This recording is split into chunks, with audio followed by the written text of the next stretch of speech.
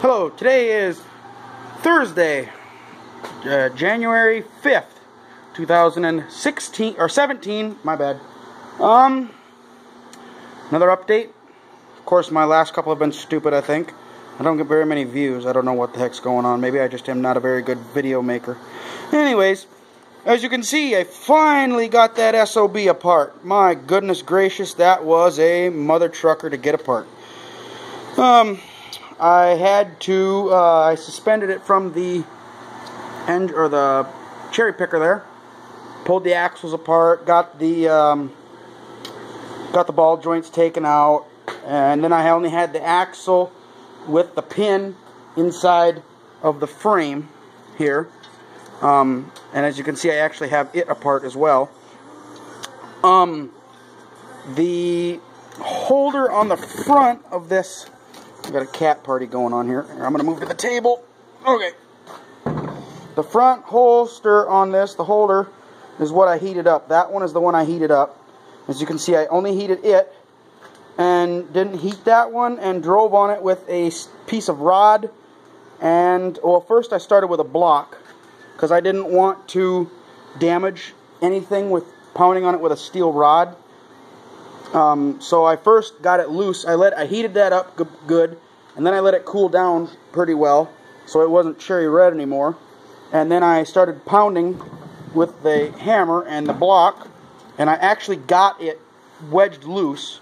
So that was the first go at it. Then I had my dad help me. He held the bar. I used this piece of shaft, and I used it and drove on the one end and pounded on the other, and I got it, used it to get it out. Once that shaft got past the fatter part, which is this is the back part. Once it got past here, let's see here.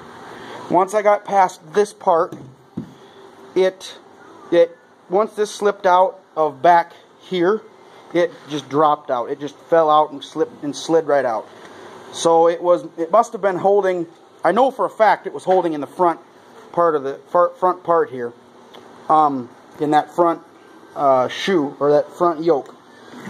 I did some looking at it. I haven't cleaned it up super yet, but as you can see, there is actually some very deep gouges in there from the tractor riding on it all these years.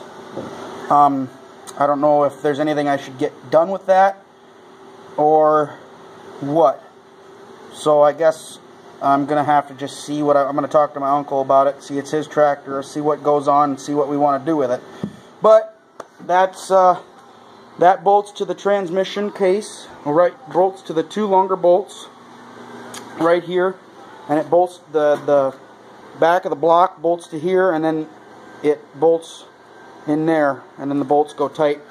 And then actually to get it off, then this portion of it, this portion right here actually, is what bolts to the front of the block.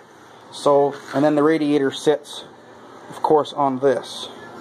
So, and then I got looking, and I got that off, and I'm thinking, okay, let's see what else I can do. I got my big 3/4 inch drive socket set, and I got my big nut off with the cotter key in it.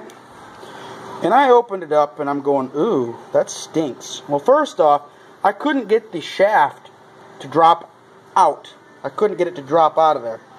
Well, as you can see, there's a hole for a moon key right there. And there is also a hole for a moon key right there. See if I can do this.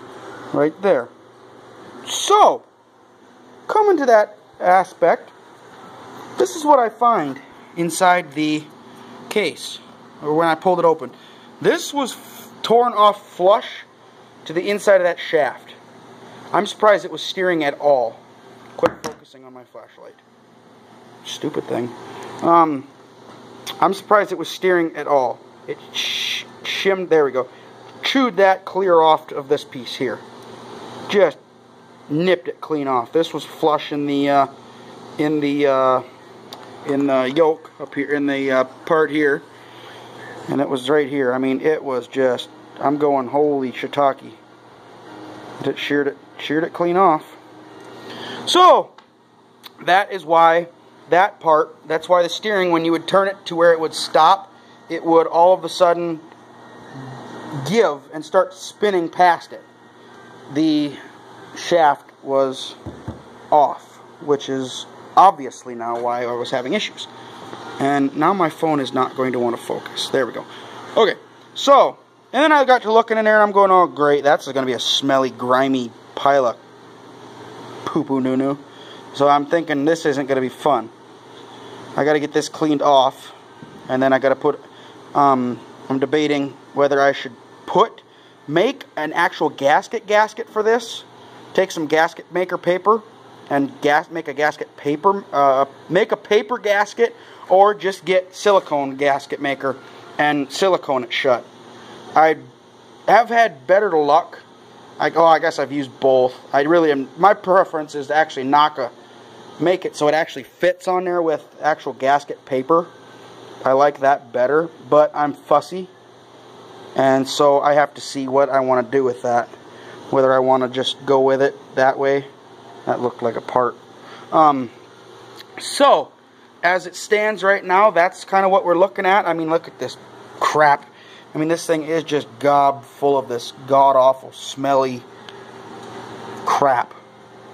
And the nice thing is this, like, for this shaft is tapered. It's a tapered shaft, and it's key slotted.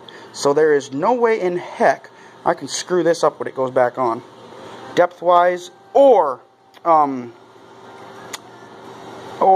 placement-wise, which is really nice because I tend to screw things up on a daily basis sometimes.